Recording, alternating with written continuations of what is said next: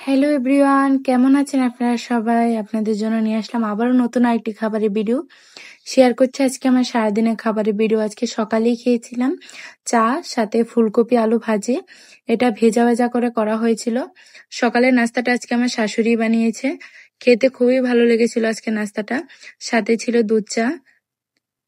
আর এখন খুবই কমই খাওয়া হয় দুধ চা। তারপর দুপুরে খেয়েছিলাম খারকনের ডাঁটা। এটা কে কি নামে চিনেন আসলে আমি জানি না। আমাদের এখানে এটাকে খারকনি বলে। ওইটা ডাঁটাটাই সিমের বিচি আর আলু দিয়ে রান্না করেছিলাম। আলুটা একটু বেশি পড়ে গিয়েছিল আজকে। তারপরও খারাপ লাগেনি, ভালোই লেগেছে মোটামুটি।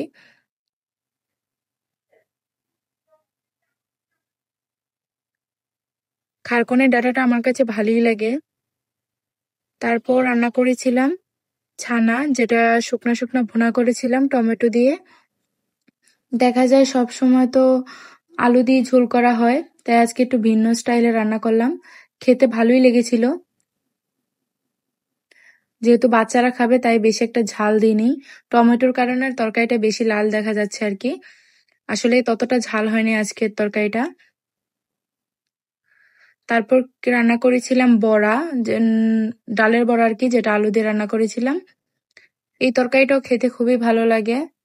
আমাদের বাসায় সবাই তেমন একটা পছন্দ করে না এই তরকারিটা। তারপর আজকে রান্না করেছিলাম, যেহেতু নিরামিষ তাই ভিন্ন স্টাইলে রান্না করতে ভালোই লাগে।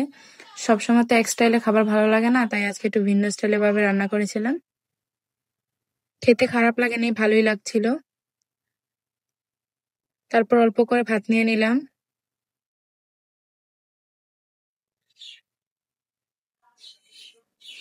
ডালের বড়া তরকারি দিয়ে খাওয়া শেষ করে তারপর নিয়েছিলাম ডাল।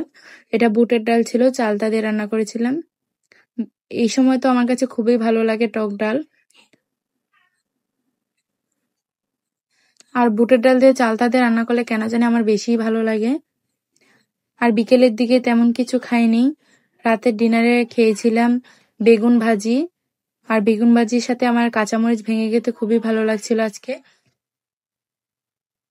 দেখা যায় অ্যালার্জির কারণে বেগুনটা তেমন একটা খাওয়া হয় না। তারপর খেয়েছিলাম বরবটি ভর্তা। আজকে কেন জানি বরবটি ভর্তাটা বেশি একটা ভালো লাগে নাই, তাই খুবই সামান্য পরিমাণে নিয়েছিলাম। আর সবটা খেতেও পারি নাই। তারপর করেছিলাম এটা ছড়া কচু, যেটা ধনেপাতা দিয়ে রান্না করেছিলাম। এই তরকারিটা আজকে অনেক ঝাল করেছি। যেহেতু কোনো কিছু দিয়ে ভালো লাগছিল না, তাই ভাবছিলাম যে ছড়া কচুটা একটু ঝাল ঝাল করে রান্না করি। এই ছিল আজকে আমার সারাদিনের খাবার। কেমন লাগলো অবশ্যই জানাবেন। সবাইকে অসংখ্য ধন্যবাদ আমার ভিডিওটা দেখার জন্য। সবাই ভালো থাকবেন।